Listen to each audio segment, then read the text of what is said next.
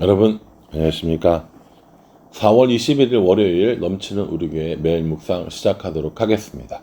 오늘 본 말씀은 누가복음 24장 13절부터 35절까지 말씀입니다. 부활주일 새벽의 이야기가 어제 본문이었어요. 여자들이 예수님의 빈 무덤을 발견했고 제자들에게 전했지만 믿지 않았고 베드로만 와서 무덤을 확인하는 이 정도였다는 거죠. 아마 이 소문은 예수님을 따랐던 사람들에게 정말 삽시간에 퍼졌을 겁니다. 예수님의 시체가 없어졌대, 여자들이 예수님을 만났대, 이런 얘기들을 아마 주고받았을 거라는 거죠. 그런 상황에 오늘 나오는 본문은 부활주일 오후쯤으로 생각이 되어집니다. 2명의 제자들이 있었고요. 그 제자들이 엠마오라고 하는 도시로 가는 중이었습니다.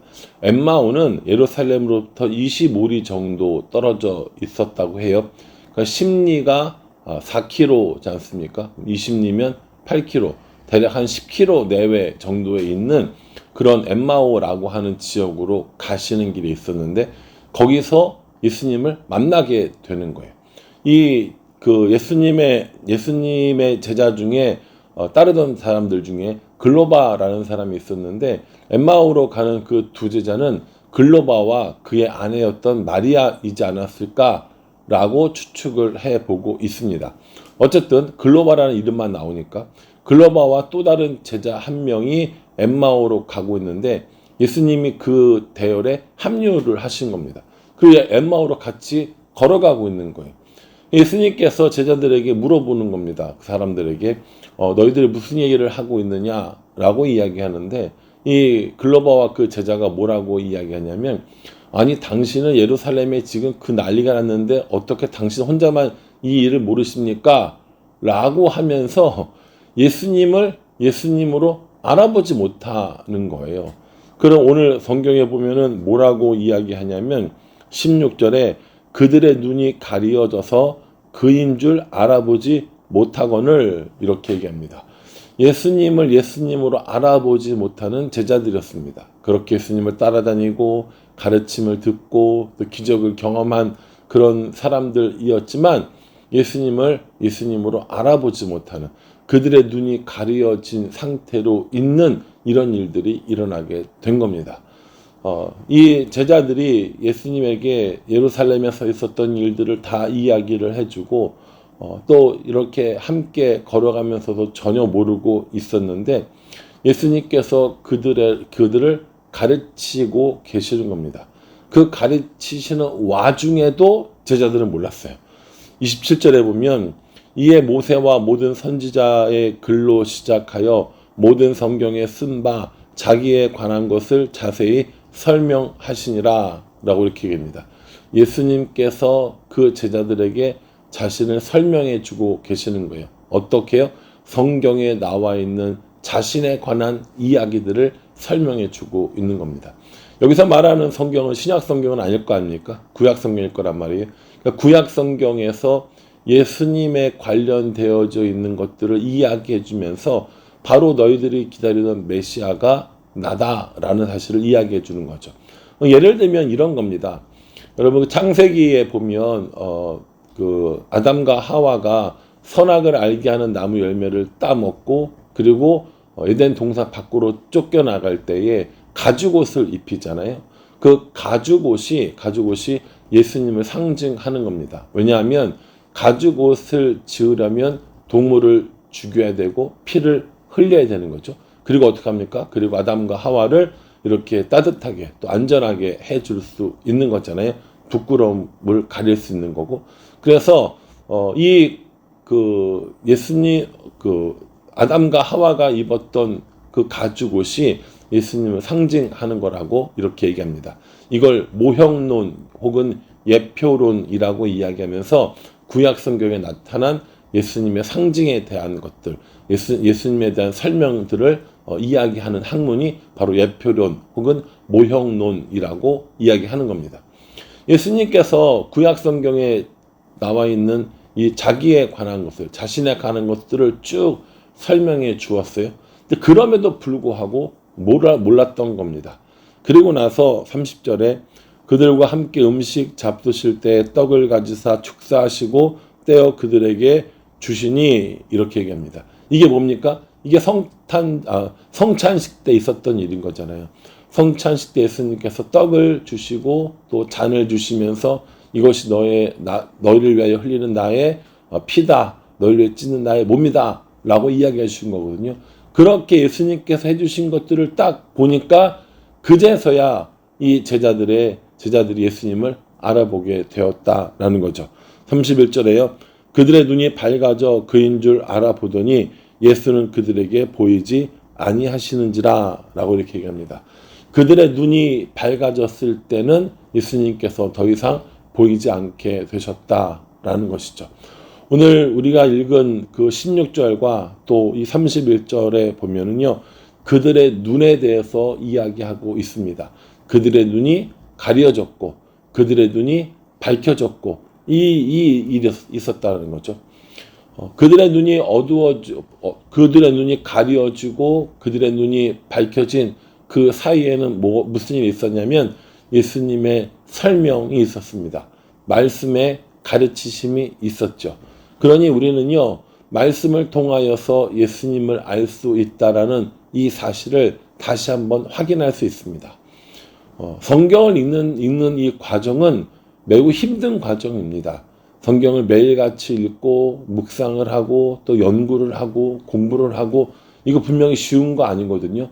그런데 그렇게 성경을 읽지 않으면 우리는 하나님을 알 수도 없고 예수님을 알 수도 없습니다. 하나님이 어떤 일을 하셨는지 알 수 없고 예수님은 어떤 일을 하셨는지 알 수 없습니다. 성경을 통하여서 하나님이 누구시고 예수님이 누구시고 어떤 일을 하셨고 나와 어떤 관계가 있으며 우리에게 어떤 약속을 해주셨는가를 알아야 하나님이 누구신지 예수님이 어떤 분이신지를 알 수 있게 되어진다라는 것이죠. 그 일들을 예수님께서 친히 우리에게 보여주신 겁니다. 눈이 가리워진 사람에게 눈을 뜨게 하는 일, 그것이 부활하신 예수님께서 해주신 일이라는 거죠. 그렇게 이런 눈이 밝아지고 나니까 뭐라고 얘기했냐면 32절에 그들이 서로 말하되 길에서 우리에게 말씀하시고 우리에게 성경을 풀어주실 때에 우리 속에서 마음이 뜨겁지 아니하더냐 하고 이렇게 말합니다. 이제서야 그걸 안 거예요. 예수님께서 그 사람들 눈에 보이지 않게 되셨을 때 그제서야 길에서 예수님께서 성경을 풀어주시고 말씀해 주실 때에 마음이 뜨거워졌던 그런 일들이 이제서야 생각이 났다라는 것이죠. 여러분, 우리가요, 성경을 읽을 수 있는 기회가 있을 때, 또 하나님의 말씀을 들을 수 있는 기회가 있을 때, 이때가 진짜 은혜 받을 만한 때입니다. 간혹 살다가 보면 말씀을 읽지 못할 때, 말씀이 우리들의 삶에 들리지 않을 때, 이런 때가 분명히 생기거든요.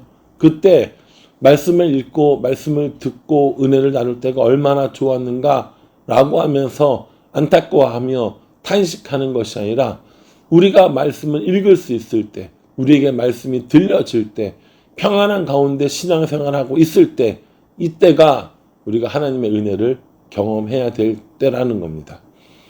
자의적으로 말씀을 거부하고 멀리하는 경우도 있겠죠. 그러나 자의적으로 하지 않고 타인에 의해서 혹은 여러 가지 상황에 의해서 말씀을 읽고 말씀을 듣고 말씀을 공부하지 못할 때도 분명히 있습니다. 그러한 때에 내가 말씀을 읽고 그렇게 은혜 받을 때가 정말 좋았구나 라고 후회해도 그때는 늦었다라는 겁니다. 그러니 우리가 지금 말씀을 읽고 듣고 묵상하고 공부하고 할 수 있는 이러한 때가 하나님의 우리 은혜를 누리는 때라는 사실을 분명히 깨달으셔야 합니다. 오늘날도 엠마오로 가는 두 제자들처럼 예수님 우리들의 삶 가운데 나타나셔서 우리가 말씀을 풀어주시고 우리가 말씀을 알려주시고 우리들의 마음을 뜨겁게 해주셨으면 가장 좋겠지만 하나님께서 일반적으로 그런 방법을 취하지 않으시고 오늘 우리에게 성경 말씀을 주셨습니다. 여전히 우리는 이 말씀을 읽고 듣고 묵상하고 공부하고 암송할 때 우리들의 마음이 뜨거워지는 경험들을 할 수 있다라는 것이죠. 말씀을 읽었는데 맹숭맹숭하고 말씀을 읽었는데 아무런 의미를 못 느끼는 사람과 말씀을 읽을 때마다 마음이 뜨거워지고 말씀을 읽을 때마다 하나님의 사랑, 예수 그리스도의 그 십자가를 기억하는 삶을 산다면 우리들의 신앙생활이 얼마나 재미있겠습니까? 말씀을 읽는 데는 많은 인내도 필요합니다. 말씀을 읽는 데는 또 기본적인 노력들도 분명히 필요합니다. 이것이 무엇인지 어떤 의미인지 알기 위해서 때로는 공부를 해야 될 때 있고요. 때로는 이런 성경적인 지식을 얻기 위해서 또 배워야 할 때도 분명히 있다라는 것이죠. 그렇게 말씀을 읽는 것, 듣는 것, 공부하고 암송하고 묵상하는 것들이 조금씩 쌓여가면 쌓여갈수록 우리 마음속에 내가 이제 성경을 좀 아네 라고 하는 교만한 마음을 생기는 것이 아니라 그렇게 말씀들이 쌓여가면 쌓여갈수록 하나님을 조금 더 알아가는 거예요. 그렇게 말씀이 쌓여가면 쌓여갈수록 예수님께서 우리를 위해서 어떻게 십자가에 죽으시고 부활하셨는지를 경험하게 되는 겁니다. 그렇게 말씀이 쌓여가면 쌓여갈수록 그 말씀 가운데 하나님이 우리를 인도하시는 그 인도하심을 알게 된다라는 것이죠. 저는 여전히 엠마오로 가던 그 두 제자들에게 나타나셨던 예수님처럼 오늘 예수님께서 제 삶 가운데 나타나셔서 직접 저에게 말씀해 주셨으면 제일 좋겠어요. 그런데 저 일평생 살아오면서 그런 경험들은 없었습니다.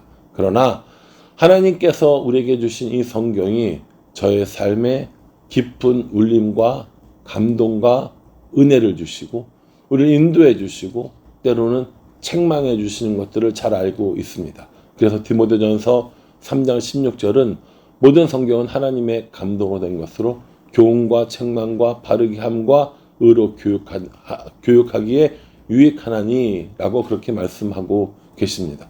교훈 주고 책망 주고 바르게 하고 의로 교육하기에 유익한 성경이라는 거죠.